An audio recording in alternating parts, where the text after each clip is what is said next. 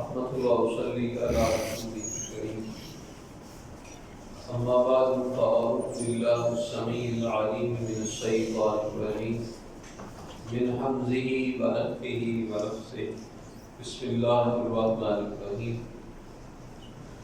نبی مکرم صلی اللہ علیہ وسلم کے صحابہ رضوان اللہ علیہم اجمعین، ان کی حیثیت دین اسلام میں بنیادی حیثیت ہے۔ دین اسلام کی بقا کے لیے اور دین اسلام میں اللہ کے دین اس کا باقی رہنا، اس میں اصحاب رسول رضوان اللہ علیہم اجمعین کا بنیادی کردار۔ اور اگر میں یہ بات کہوں اگر اصحاب رسول نہ ہوتے رضوان اللہ علیہ اجمعین تو یہ دین باقی نہ رہتا۔ اگر اصحاب رسول رضوان اللہ علیہ اجمعین نہ رہتے تو اللہ کی عبادت نہ ہو پاتی۔ اللہ کی عبادت اور دین کی بقا کے لیے ضروری تھا کہ اللہ عز و جل نبی صلی اللہ علیہ وسلم کے صحابہ کو باقی رکھے اور ان کے شرف کو دوبارہ رکھے۔ تو یہ تو جذباتی بات نہیں کی، نبی صلی اللہ علیہ وسلم نے خود یہ بات ارشاد فرمائی۔ جب غزوہ بدر کا واقعہ پیش آیا تو غزوہ بدر میں میدان کا نقشہ کچھ اس طرح تھا۔ بدر کا مقام آج بھی اپنی جگہ پر ہے، کھلا میدان ہے، پہاڑیوں کے درمیان میں گرا ہوا۔ اس درے کے اندر 3 راستے ہیں، ایک تو راستہ مکہ کی طرف سے آتا ہے اور ایک راستہ مدینہ کی طرف آتا ہے اور ایک راستہ ملک شام کی طرف جاتا ہے۔ درمیان میں یہ کھلی اوپر جگہ، کافروں کا لشکر کھڑا ہے اور ان کے سامنے مسلمان جو ہے دو بدو کھڑے ہیں اور ان سے پیچھے ہٹ کر نبی علیہ السلام کے لیے ایک چھپر ایک سائبان بنایا گیا تھا اور آپ کی سپورٹی کے لیے کچھ انصاری صحابی مقرر کیے گئے۔ ابو بکر رضی اللہ تعالیٰ عنہ آپ علیہ السلام کے ساتھ تھے۔ آپ علیہ السلام کے سامنے یہ میدان کا نقشہ ہے۔ اس کمیت میں آپ صلی اللہ علیہ وسلم دیکھ رہے ہیں، آپ کے ساتھیوں کی تعداد ہے 313، کافروں کا لشکر تھا 1000، مسلمانوں سے 2 گنا بڑا لشکر تھا۔ مسلمانوں کے پاس اسلحہ نہ ہونے کے برابر تھا، جبکہ کفار پوری طرح اسلحے سے لیس تھے۔ اللہ عز و جل قرآن میں بھی یہ بات ارشاد فرماتے ہیں وَلَقَدْ نَصَرَكُمُ اللَّهُ بِبَدْرٍ، اللہ نے بدر کے موقع پر تمہاری مدد کی۔ وَأَنْتُمْ أَذِلَّةٌ، جبکہ تم بے سر و سامانی کے عالم میں، افراد بھی قلیل تھے، اسلحہ اور اسباب بھی قلیل تھے۔ آپ نے السلام نے دیکھا، آپ نے اسلام اس موقع پر جب جنگ کا آغاز ہوا چاہتا ہے، رب کی بارگاہ میں بڑے گڑ گڑاتے ہوئے التجا کرتے ہیں، دعا کرتے ہیں اور اللہ عز و جل سے التجا کرتے ہوئے یہ بات کہتے ہیں اللہم ان تہلک هذه العصابۃ اليوم لا تؤمن ابدا، اللہ اگر آج یہ ساتھی یہ میری جماعت یہ آج مٹ گئی تو تیری پھر عبادت نہیں۔ بڑی محنت اور مشقتوں سے اس کو اکٹھا کیا تھا۔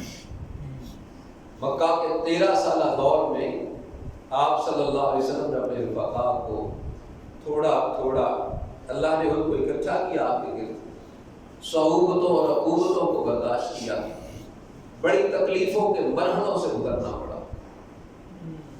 13 سال کے بعد مکہ سے مدینہ میں آئے، انصار مدینہ وہ بھی مسلمان ہوئے۔ مدینہ میں دوسرے سال یہ غزوہ بدر، یعنی تقریباً آپ صلی اللہ علیہ وسلم کی محنت کا 15 سالہ یہ ثمرہ تھا۔ آپ اسلام کے ساتھیوں کی جماعت بڑی محنتوں سے اکٹھا کیا تھا، بڑی تکلیف دہ مراحل سے گزرنے کے بعد آج یہ ساتھی اے اللہ یہ جمع کر کے رکھ دی ہے سامنے، تیری بارگاہ میں پیش کر دی، اور اگر آج یہ مٹ گئے تو تیری عبادت نہ ہو پائے گی۔ اللہم ان تہلک هذه العصابۃ اليوم لا تعبد عبادت، یعنی نبی اسلام یہ فرما رہے ہیں کہ نبی اسلام کے نزدیک صحابہ کی بقا ہے تو اللہ کی عبادت ہوگی، اگر یہ مٹ گئے تو اللہ کی عبادت نہیں ہوگی۔ یہ رہیں گے تو دین باقی رہے گا، یہ مٹ گئے تو دین بھی مٹ جائے گا۔ یہ نبی صلی اللہ علیہ وسلم فرمایا۔ اور جب اس انداز میں دعا کی تو اللہ عز و جل نے بھی آسمان سے نصرت کو نازل کیا۔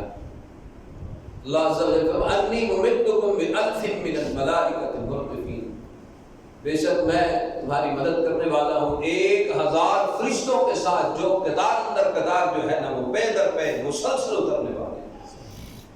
کافروں کی تعداد 1000 تھی، تو ان کے مد مقابل 313 ہیں، تو اللہ عز و جل کی جانب سے 1000 کافروں کے مقابلے میں مسلمانوں کی مدد کے لیے 1000 فرشتوں کو اللہ عز و جل نے نازل فرمایا۔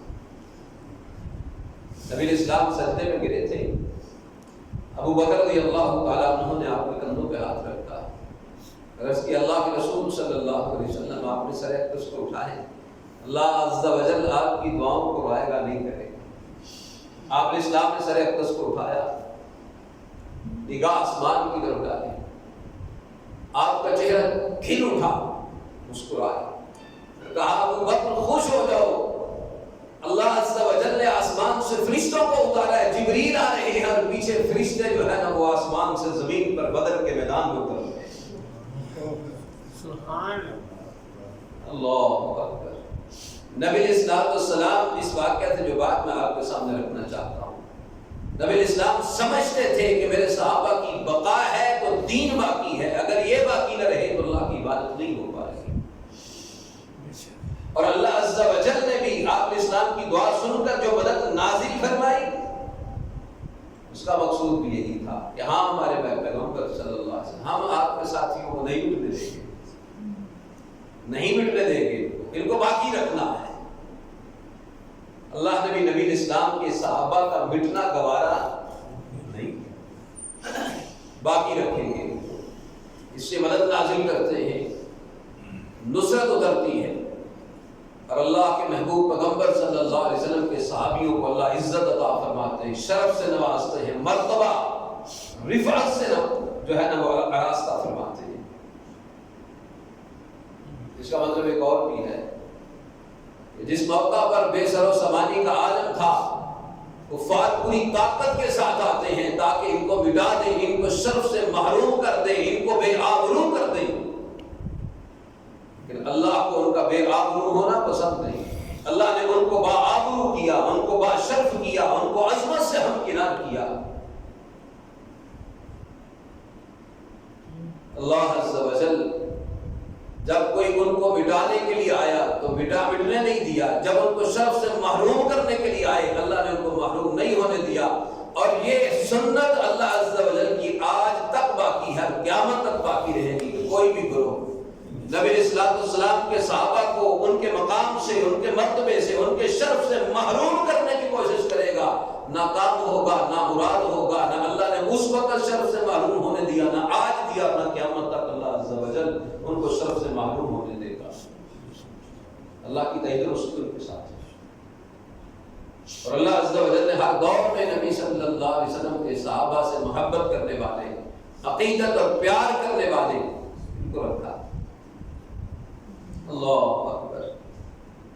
آج مختلف ہیلے بہانوں سے نبی صلی اللہ علیہ وسلم کے صحابہ کی تنقید کی جاتی ہے، اور بالخصوص میں نوجوانوں کو پیغام دینا چاہتا ہوں، سوشل میڈیا کا جو کہ استعمال کثرت کے ساتھ ہے، تو مرزا محمد علی جیلوی جو اس دور میں فتنہ ہے، اور اس کے تن من کے اندر نبی صلی اللہ علیہ وسلم کے صحابہ کے خلاف جو ہے نا وہ کینہ اور بغض بھرا ہوا، وقتاً فوقتاً اس کے منہ سے ظاہر ہوتا رہتا ہے۔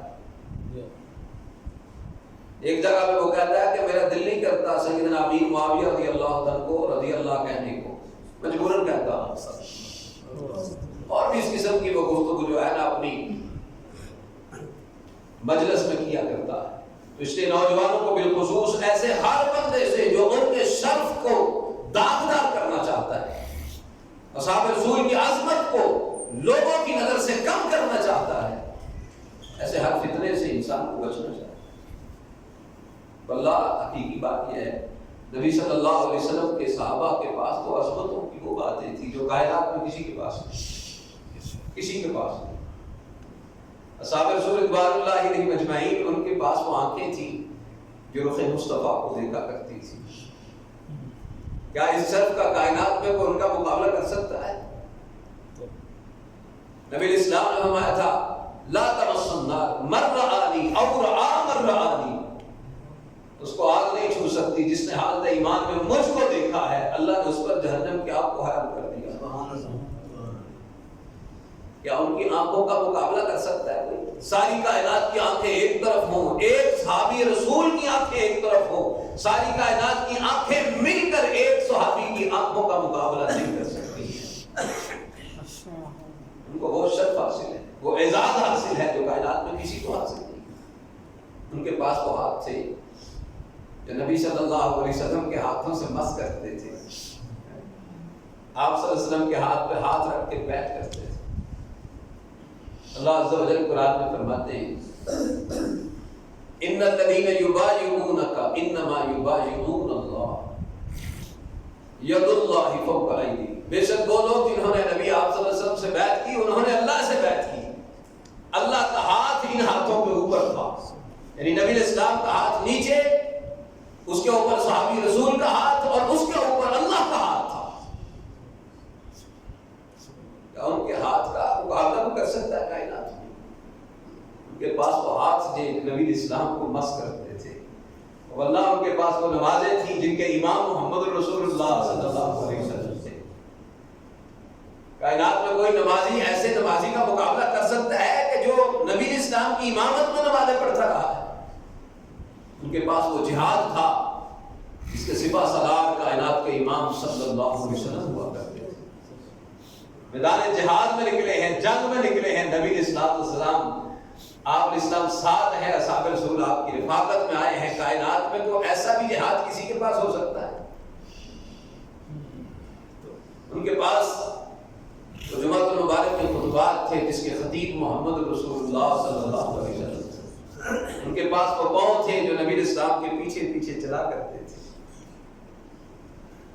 ان کے پاس وہ کان تھے جو نبی اسلام کی گفتگو کو سنا کرتے تھے. ان کے پاس وہ اعزاز کی وہ باتیں ہیں جو کائنات میں کسی کے پاس نہیں. اتنے عظیم لوگ تھے. اور ہمارے محسن ہے کہ دین کی بقا، دین کی محافظت، انہوں نے اس کے لیے اپنے تن من دھن کی قربانیاں پیش کی. آج جو ہمارے پاس اسلام ایمان پہنچا ہے تو ہمارے وہ محسن ہے کہ ان کی مشقتوں اور ان کی صعوبتوں کو عبور کرنے کے بعد، ساری مشکلوں کو عبور کرنے کے بعد دین آگے بڑھا پھر ہم تک پہنچا ہے. اس لیے ہمارے محسن ہے. اور اس محسن ہونے کے لحاظ سے بھی ہم میں سے امت مسلمہ کے ہر فرد پر لازم ہے کہ وہ نبی صلی اللہ علیہ وسلم کے صحابہ سے محبت کرے، ان سے پیار کرے، ان سے عقیدت مندی کا اظہار. اللہ عز و جل سے دعا ہے تمہاری ہمارے حال پر رحم فرمائے. ہمیں نبی صلی اللہ علیہ وسلم سے جو محبت اور عقیدت ہے، اللہ تعالیٰ اس محبت کو ہمارے لیے آخرت کا ذخیرہ بنا. اور اللہ عز و جل اس محبت کے بدلے ہمیں جنت میں نبی اسلام کے صحابہ کی رفاقت عطا فرمائے. اللہ عز و جل صحت عافیت ایمان کے ساتھ نبی زندگی عطا فرمائے. اسلام پر، ایمان پر، توحید پر زندگی، اسی پہ ہمارا خاتمہ فرمائے. دنیا آخرت کی رحمتیں، برکتیں، آسانیاں، عزت مبارک ہمارے مقدر میں فرمائے.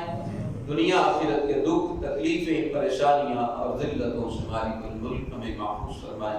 وآخر دعوانا ان الحمد للہ رب العالمین.